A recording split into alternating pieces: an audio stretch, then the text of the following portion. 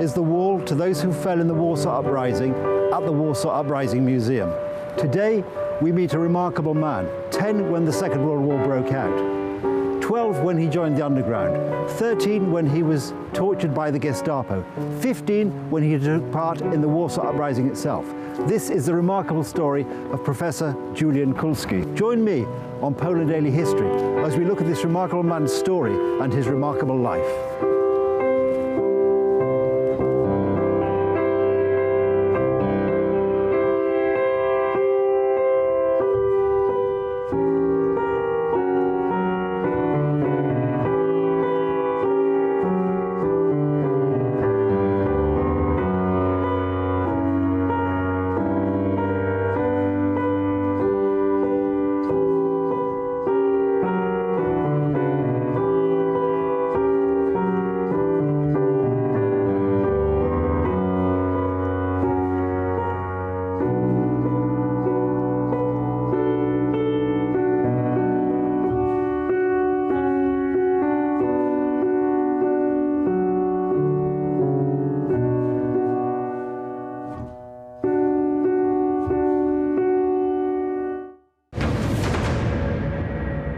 And then, so after the war, you went, I think you say you went first to England, to Great Britain too. Well, what happened was there, when my father was saying goodbye in the middle of burning Warsaw, he knew that the Russians were going to be the next occupier.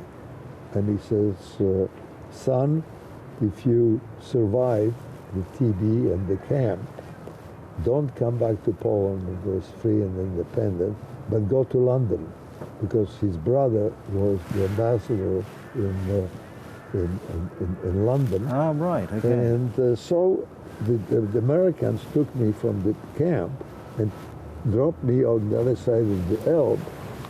And these two guys, the next day, took me under the arms. I couldn't walk. I was walking skeleton. We sat under a tree, and they said that they were going to smuggle me into America. And I didn't speak English, but I explained to them that I want to go to London. So they just looked at me. It must be crazy. Here, you know, Americans, and you want to go to England? I couldn't explain why. But finally, they agreed, they consented, and there were a couple of British Tommy guys, Tommies walking by, and in English, they explained to the English that this kid wants to go to London. So they took me under the arms and took me into the camp. But this was the prisoners from the West Kent Regiment, which was captured at Tobruk. Okay. So they were prisoners for a long time. Yeah. And they remember Polish troop fighting. So now I can see that they saw this Polish kid and took a particular interest in saving him. Yeah. Plus, trying to fool the intelligence services. Because, I didn't speak English. They knew I was going to be interrogated, like every prisoner of war before I get on the plane. So they put me gave me a West Kent uniform, battle dress, and gave me a name, William Jones, and the serial number that I wrote down. But there was still the problem of talking. So they bandaged my throat, and I was shot through at Tobruk, according to them. And that's what they, when we went through the colonels and the generals, British, they saw this poor kid, really, I was a skeleton, he saluted and passed me by. Then we went to Brussels, and in Brussels we boarded the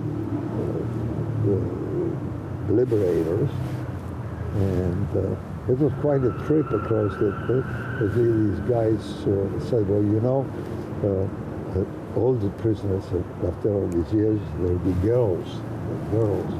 And he said, you have to learn how to say that you're glad to be in England. He said, it's very word, just a short word. And they were singing Auld Lang Syne and all the way to Tipperary on the way. It was quite moving. And then we landed at Oxford, and sure enough, just as they told me, there would be a Royal or Air Force band. There would be a marshal, he was there, and there would be the girls.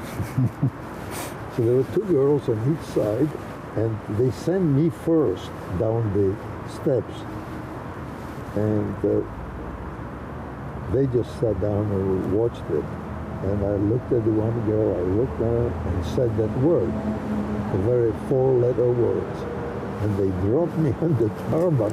They had a wonderful job, you know, but it was worth for saving a life. Then I went to the intelligence office, and I said I was a Polish army officer. I wanted to be sent, a soldier, and I wanted to be sent to Scotland. Next day they sent me back. Okay. I couldn't walk still. They had a St. John's ambulance that took me to Scotland. And then from Scotland you went to? From Scotland, I was able to call my the embassy, my uncle, say I was in England, and they got because of my health, I got a leave and was able to go to London.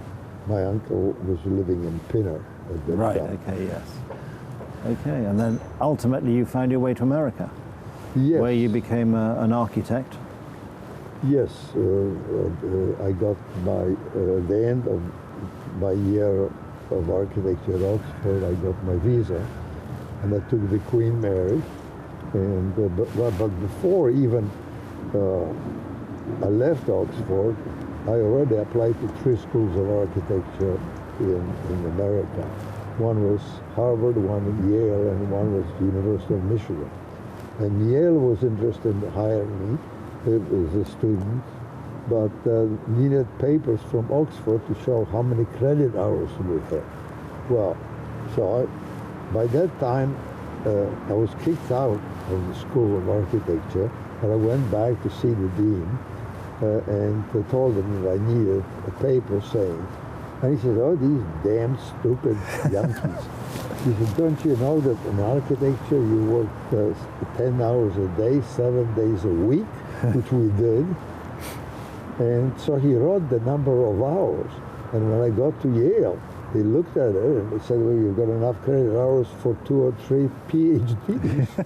And I had to convince them that I didn't learn anything at Oxford and insist on starting from the freshman year. Again.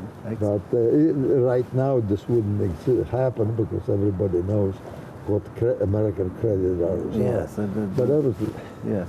And I just want to, because this is a fascinating story, and I want to just by way, because I think history is interesting, is what it teaches you about the present as much as what it teaches you about the past.